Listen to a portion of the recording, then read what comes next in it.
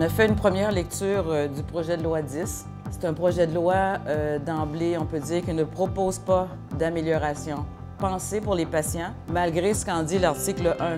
Il n'y a pas de mesure dans ce projet de loi pour mieux s'occuper des patients, pour mieux soigner. On comprend que c'est un gouvernement austéritaire qui a fait une réforme de comptable et qui ne propose rien pour la qualité des soins. Ce qu'on a besoin au Québec, c'est une réforme des soins. C'est une réforme dans l'organisation des soins. M. Barrette, je l'ai entendu tout à l'heure, a dit que les médecins étaient tannés du dysfonctionnement qu'il y a dans le réseau de la santé. Nous aussi, les professionnels en soins, mais peut-être pas pour les mêmes raisons. Notre lutte, c'est la lutte des patients, c'est la lutte pour des soins sécuritaires et de qualité. On comprend la volonté du ministre de vouloir qu'il y ait moins de cadres, moins de bureaucratie dans le réseau. Néanmoins, on est en droit de se questionner sur les économies qui vont réellement être réalisées.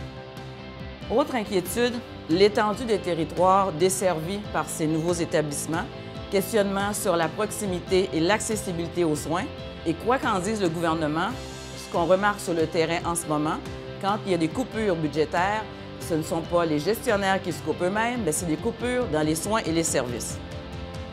En résumé, c'est une réforme concoctée pour le Conseil du Trésor et non pas pour nous, pour le ministère de la Santé. Évidemment, on souhaite être entendu lors de l'étude du projet de loi et à ce moment-là, on soumettra au gouvernement des propositions pour que le projet de loi serve les patients et la population. L'organisation du travail, on la vit tous les jours, on la subit tous les jours et on connaît les solutions.